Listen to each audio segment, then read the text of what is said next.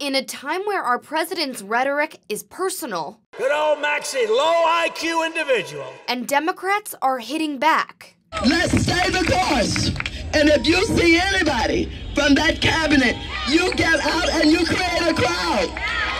And you push back on them. And you tell them they're not welcome anymore, anywhere. The nation is paying attention and picking up on the division.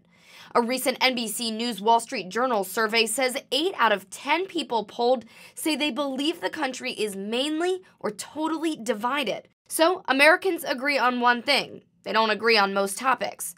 On the rest, we're really struggling to find common ground. There's been a lot of opinion that we are heading into a situation where, it's one side versus the other, and a lot of people are calling for civility, but, I'm not sure if we really know what that is. Political scientist Terry Givens has been traveling to southern states to look at political divides.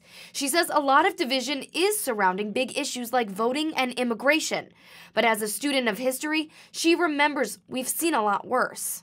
We tend to forget about a lot of the conflict that happened throughout our history around things like, the suffrage, so the vote for women, the civil rights movement, the anti-Vietnam War movement. I think 1968 is a good time to look at because that was such a critical year in terms of civil rights, in terms of assassinations, and I just don't think we're there yet. But while that was arguably one of the most divisive times we've seen in our history, there is a glaring difference. She says presidents back then didn't engage in the type of heated rhetoric we've seen from President Trump. Presidents at the time, in the 1860s, 1960s, were definitely taking more of a leadership position and trying to stay out of the conflict. The expectation for a president is that he's going to be the leader who will take the moral high ground, and we just don't have that right now. And that division has been reflected in polling.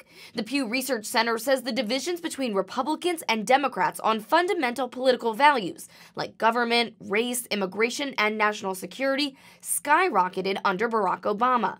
But those numbers were eclipsed in just the first year of Trump's presidency. Givens says the 24-hour news cycle, rhetoric from politicians and pundits, and constant focus on elections all play a role. It's a time when you're going to see people really pushing the boundaries because we're in a very hyper-partisan election where, so much is on the line. During the campaign between John F. Kennedy and Richard Nixon, when Richard Nixon got sick and had to go into the hospital, Kennedy stopped campaigning. I just don't see that happening in this day and age. Living in this perpetual divide has really pushed people to run to their corners.